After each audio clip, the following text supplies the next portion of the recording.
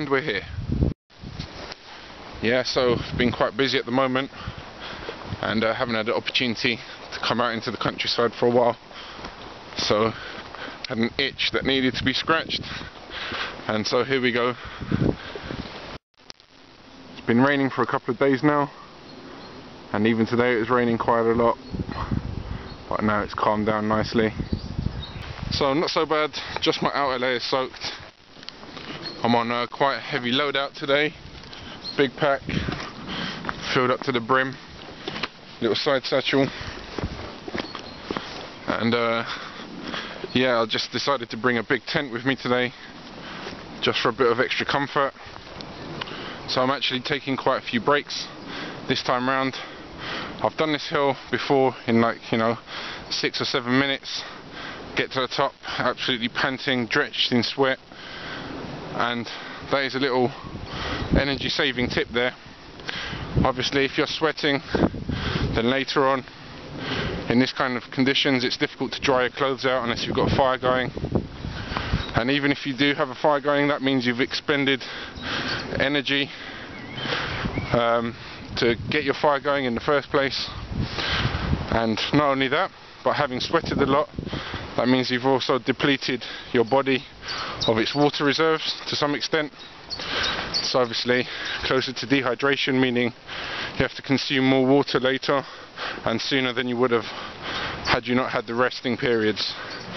So there's no need to rush, and yeah, might as well go up there still feeling fresh with plenty of energy to get on with other camp tasks.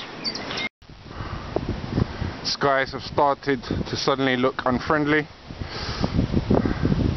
so I need to get that shelter up ASAP.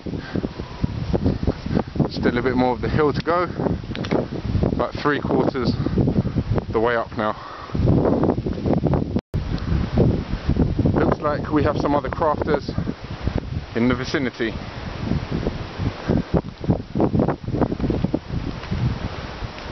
Little rudimentary shelter has been set up there, and look, the bluebells are out. Oh, that's nice up here.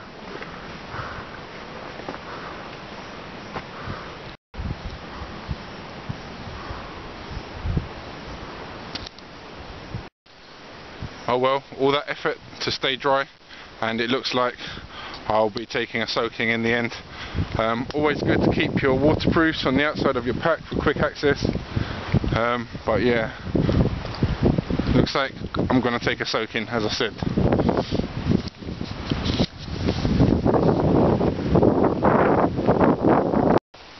Anyone fancy a drink?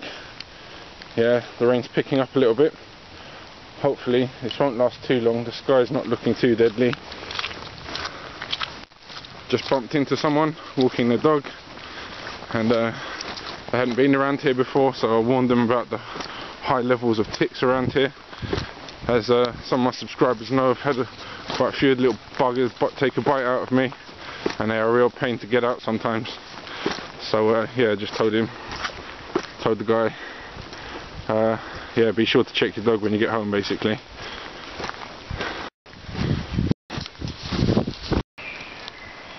Home sweet home. So not so bad, just my outer layer soaked, still nice and dry on the inside, and about 2 minutes away from camp.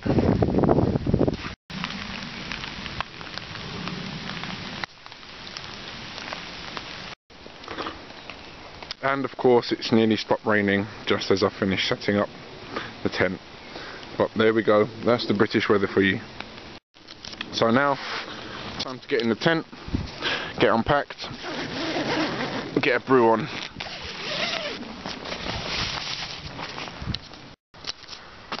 This is more like it. I love having a vestibule, a decent sized vestibule in my tent.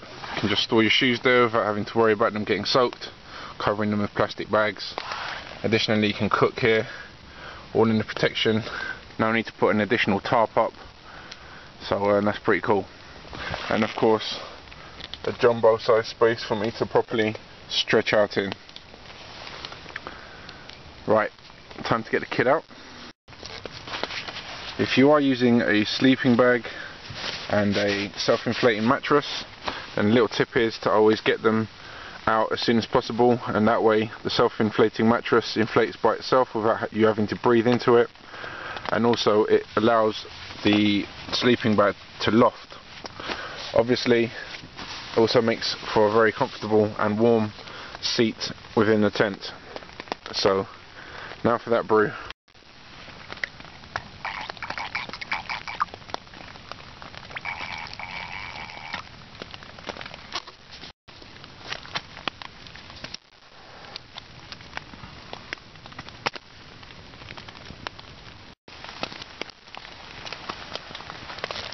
And I'll take my words back, swallow my words, it's actually pissing down again.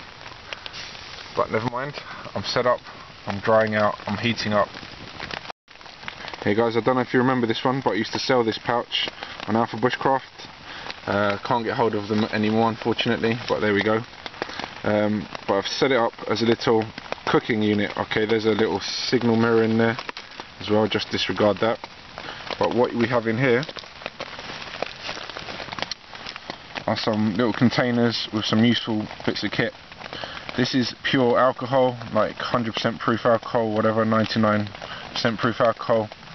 Perfect for cleaning out wounds, anything along those lines. Also is very highly flammable, so works perfectly as a fire starter.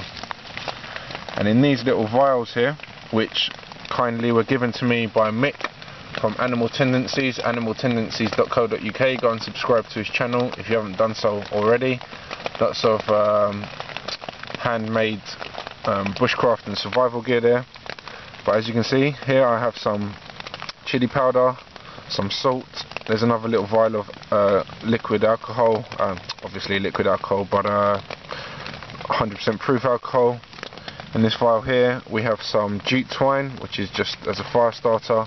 And finally, over in these last two, we have some salt, we have some pepper, and we have some oil for cooking, and that will be cooking up some fried eggs later on.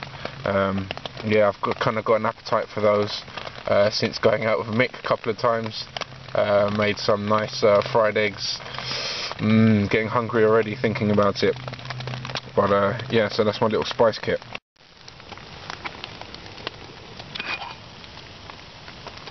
Nice.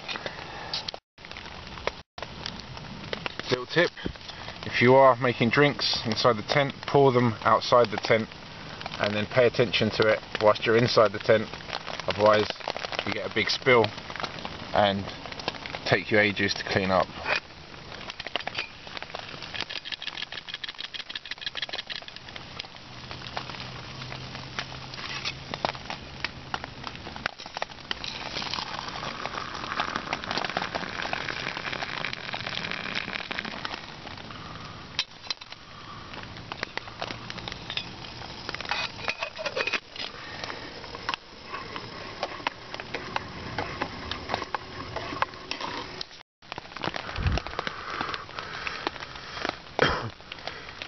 I thought I'd take the opportunity during this rainy interlude to go over my bare bones skeleton kind of survival items, and I'm always trying to carry the minimal amount of weight that I possibly can.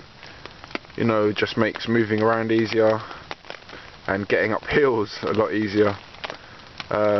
So these tools that I'm going to show you now is like my skeleton bare bones essential kind of outdoorsy kit. Everything else that I carry is either food, water or shelter related. First up though, a little bit of what you fancy. If you're not familiar with this one, this is called Ribena. If you've never had a hot Ribena before, then you're missing out. It makes for a quick instant drink, gives you a bit of sugar, a bit of energy, and it's very kind of soothing and warming. Right, so let's have a look at the kit now. So I'll do this in order of importance, you know, the most important items first, and we'll get into it. Item number one, a good solid knife. I've got this one set up in a Kydex sheath with glow in the dark elements here, so you can find it quickly at night. It sits on my belt, normally horizontally.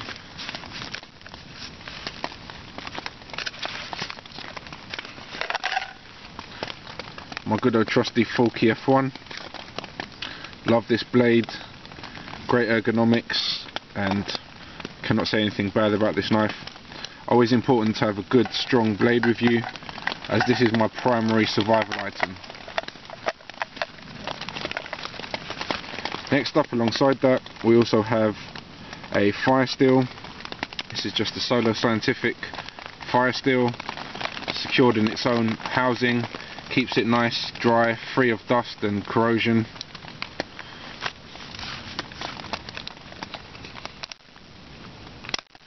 If I was only going to choose one item out of all my survival items, most likely this will be it. Next up, very important bit of kit. This is my fire lighting kit. The fire steel obviously acts as a backup to this, but if you want to get a fire going quickly without fuss, then this is what I turn to. Over here we have a turbo flame lighter, good for getting damp tinder going very quickly, or even kindling.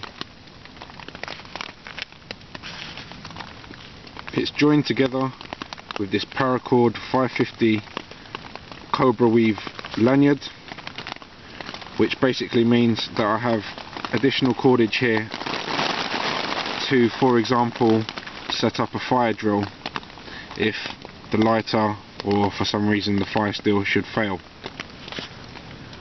In this container I have lots and lots of jute twine soaked in Vaseline, and also a hexamine cube.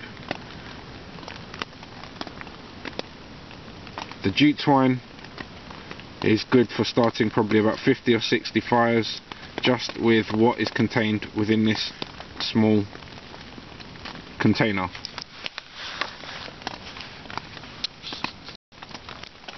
Excuse the lighting, I'm actually lighting the scene with a head torch, which is actually also part of this kit.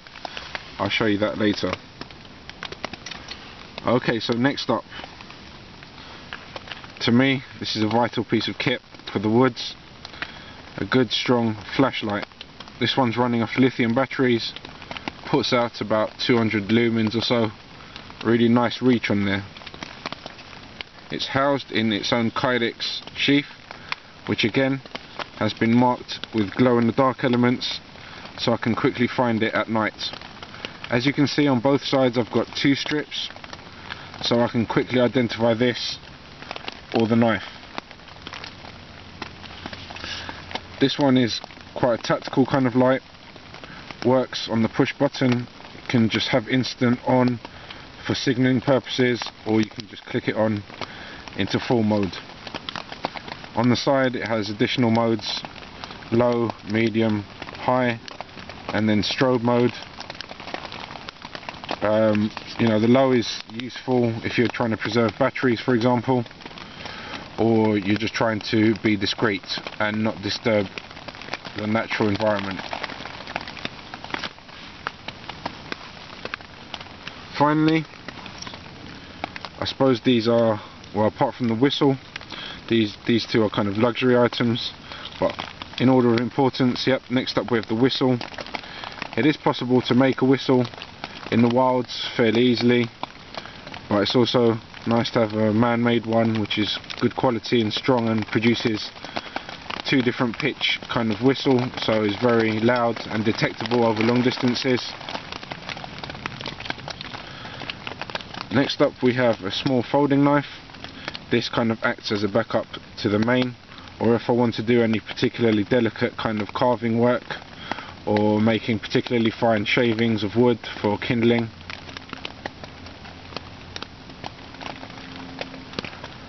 Obviously a fixed blade is generally going to be safer and last longer, but for light work this is excellent. Also good for small game prep and fish, gutting fish, etc. This actually all sits on my belt. It's attached via a belt loop from Mick. Yeah, as I said, this just sits in my pocket. The final item on here, which is this Tree Utility fire stash, I'm kind of field testing at the moment. I generally don't like these kind of peanut lighters, but I've been told that this is a good one. Yes, I do sell these in my shop as well, but I haven't tested it out fully yet, so I'm going to see how long it takes for the fuel to evaporate from the inside of this, because generally in my experience it goes pretty quickly, especially if it's sitting in your pocket, for example, where your body heat is warming it up, allowing more of the fuel to evaporate. But I'll give you a report on that. And finally, what sits on my belt kit here, and that's attached to this, is a backup CR123 battery for my head torch.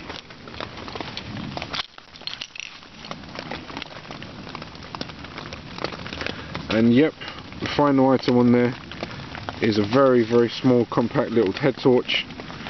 It's got 6 lighting modes. Nice floody beam. The low mode is exceptionally low, and is perfect for when you want to preserve your night vision, and has extended run times. I think it's about a month it can stay on low. So including the headlamp, this is my kind of core kit. And what's good about all this kit is that it can very easily just sit on your belt and in your pocket. So I've always got it with me all times. You know, if I'm going anywhere particularly kind of wild, where I'm quite isolated, then, you know, a nice bit of reassurance is to have this just sitting on your person, so you know you're not going to lose it. And you've also obviously got all the items to hand. As you can see, it's still pissing down out there. Excuse my French. Pardonnez mon français. But yeah, on with the review. So now the next essential piece of woods kit, although I wouldn't call it survival kit, but I suppose it could be used in that capacity also, is my small hatchet. I love this thing. It's so portable, and I've taken down some pretty good sized trees with this. I think I said this once before, but I'll say it again. As the Bob Marley song says, with a small tree, with a small axe you can take down a big tree slowly. And also it's so kind of wielding, so you can really like get some precise work done with this, and it makes batoning very easy, and it's a very sharp kind of axe, so in some respects it can also be considered as a backup to the main blades.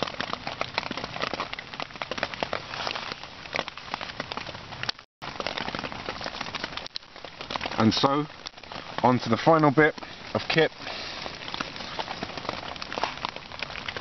a small saw. In my opinion, this is a lot safer to use as compared with an axe, as there is a lot smaller chance of injury.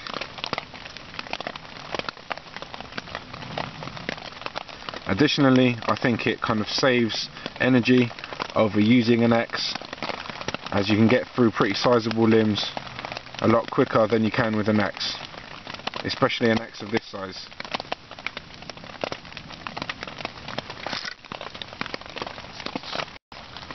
So I think with this kit you can do the huge vast majority of kind of bushcrafting tasks, and it also doubles up as a survival system for the woods. Everything else that I carry with me is just a tent, sleeping bags, food and water, as I said before. If I am going into kind of more wild, kind of isolated areas, then I would be carrying some kind of means of purifying water. And yes, obviously I forgot to mention some kind of hunting and fishing equipment would also be a necessity. And silly me, one thing I definitely forgot to mention is a small compact medical kit. Now in this simple Tupperware box I've got adhesive, dressings, plasters, compression bandages and various other dressings, medications including painkillers, spare battery and also a compass. And that brings me on to the final bit of kit that I do carry, is a Casio Mudman. I did a review of this a while back. Nice little watch. Does have a compass feature which so far is proving to be very accurate. Just tested it out a few minutes ago, and was bang on compared to my regular compass. That's also an everyday carry item, so I always have a compass with me. And finally the sun seems to be coming out a little, so I'm going to go and venture out. Oh, that's better.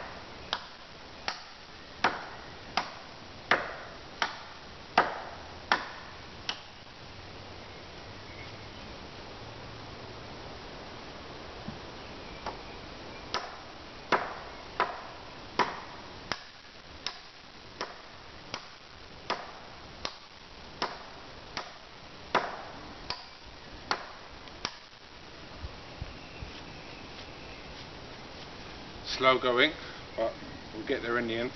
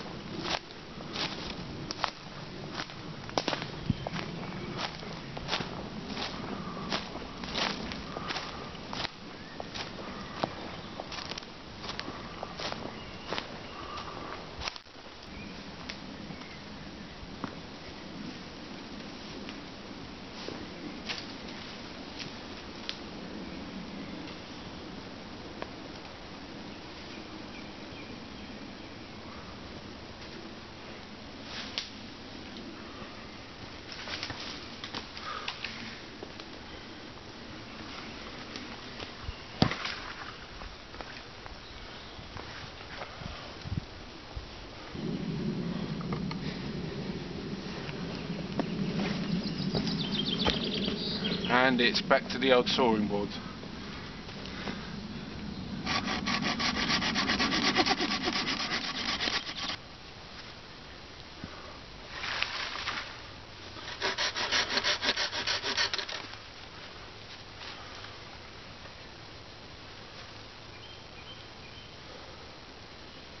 I think that might be a barbecue stick for later.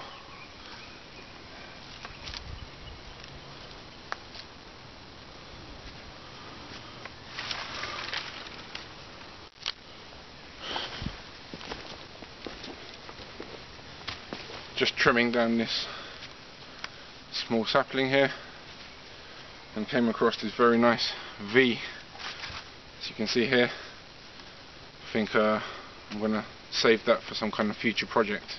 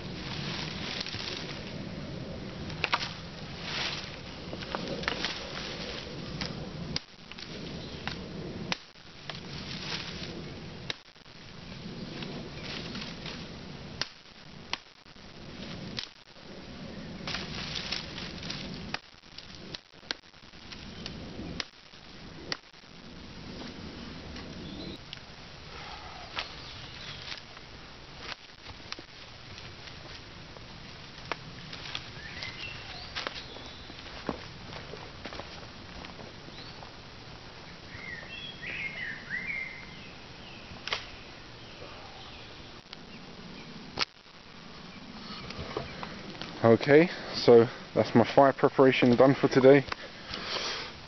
Got enough wood to have a nice little fire to keep me warm in the evening, and also enough to get a nice bed of coals going so I can cook my bacon and sausages, which I'm greatly looking forward to at this point.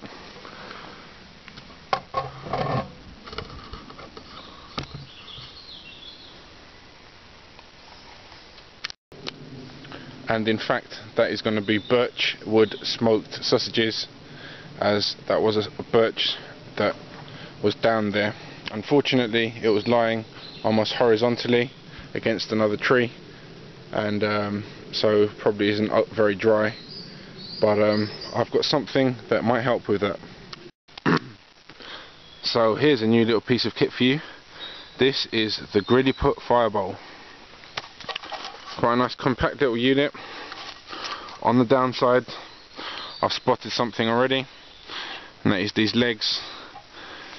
They're quite kind of stabby, like, you know, not dangerous. I mean, you're not going to hurt your hand on them, but eventually they could rub through material if stored in your rucksack. So I took a bit of precaution when storing this. Make sure this was in a pocket and pointing outwards. But yeah, fine. Very lightweight unit, and the great thing I like about this is that it's already set up. You don't have to mess around. Literally just concertinas out and you get a nice decent diameter to build a fire on, which is isolated off the floor with these legs here. Obviously it's going to reflect a lot of the heat upwards and back at me rather than losing it into the ground as well, so that's another benefit of this. We'll see how it goes. This will be a first kind of test for me to use this.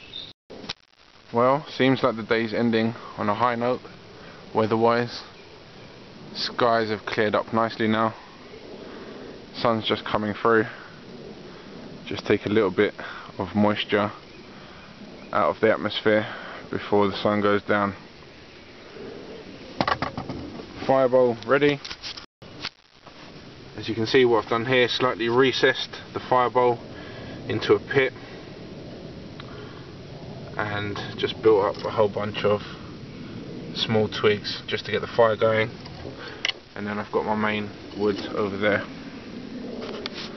So I'm just going to jump into the tent for a little bit, get a brew going, relax for 10 minutes, and see what other kind of trouble I can get myself into. I wish you could all be here with me. It is so beautiful out here at the moment.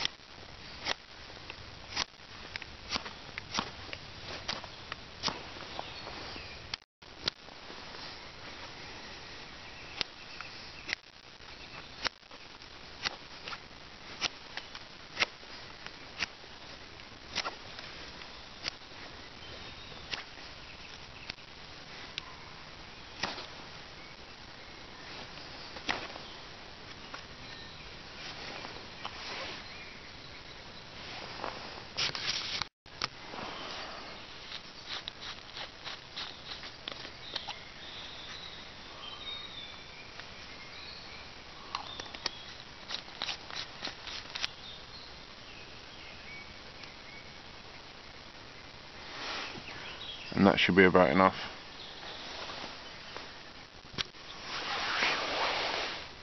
And what I'm doing right now is just teasing apart the fibres of the jute twine so it catches a spark nicely. I'm going to go old school and use the good old flint and steel.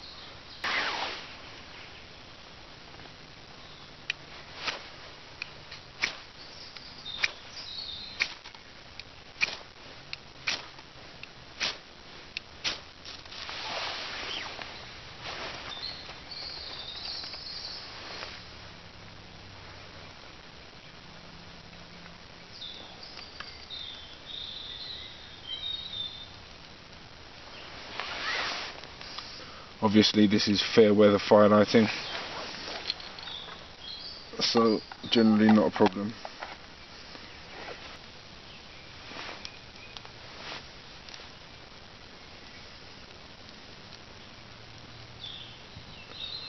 And it being birch, it smells really nice already.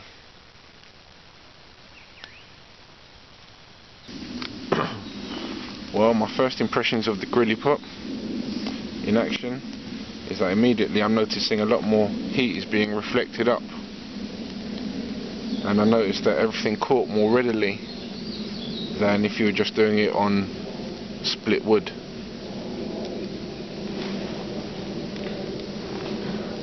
Right, nearly time to get the bacon and sausages on. And immediately, with a nice roaring fire, the atmosphere has changed, everything's more relaxing.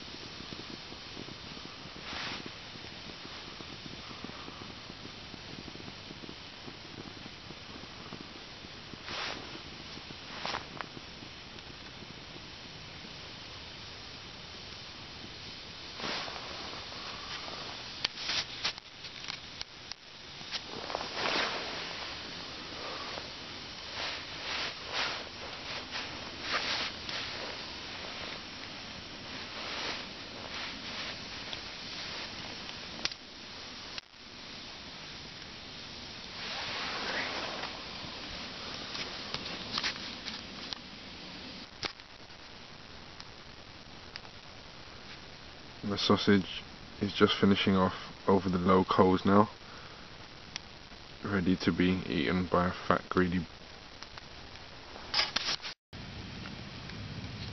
And now it's time to bid you all a good night, and I'll see you all in the morning.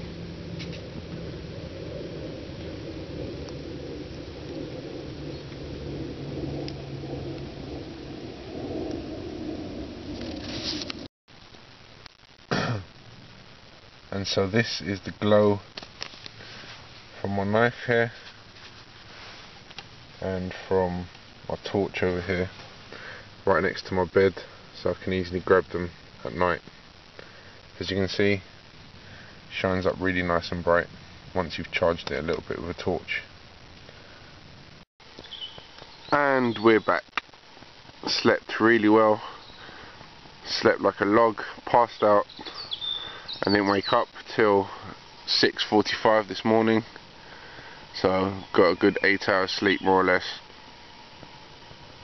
Just getting some coffee on and switching my brain on.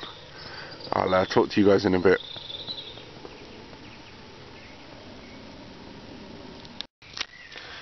Right folks, time to get some breakfast on.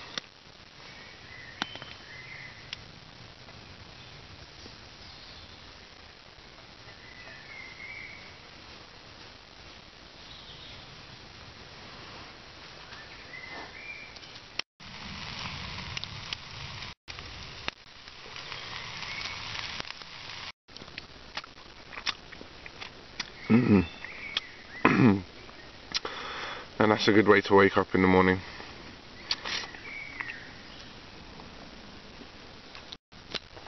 Here's a neat little tip for you. If you're ever lost,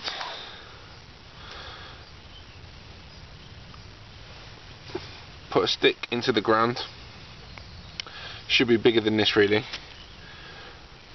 And then the stick should actually be about a meter high, ideally. And then where the shadow is cast of your first stick, place another stick at that point. All you have to do now is wait for 15 minutes. I'll be back.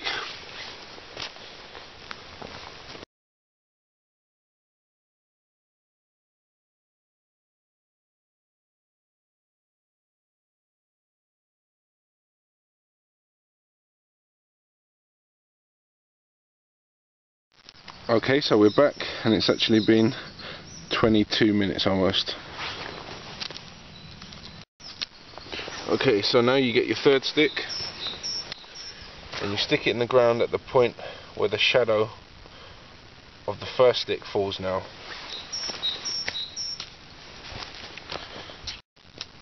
Now as you can see, I've got the original position here and the new position. This is actually a west-east or east-west line. Therefore, north-south line runs perpendicular to these two. So now, knowing the cardinal directions, you can move as you need to. Just coming back to the grilly pot quickly, the fire bowl. Let's see how it's fared. Well, it's reduced the majority of wood to ashes, so that's good. I'll do a little follow-up review when I get home, but it seems to have stood up well to the heat. I'll just spread these around now.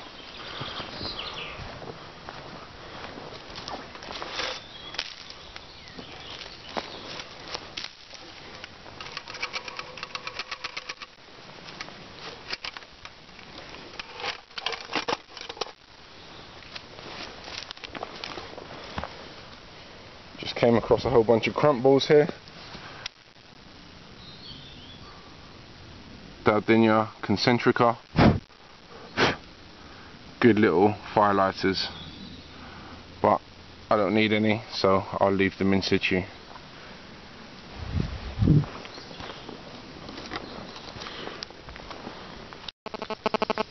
Now sadly, it's time to pack up and leave.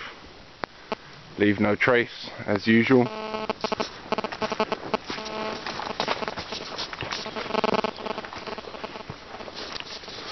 Hope you've enjoyed watching so far.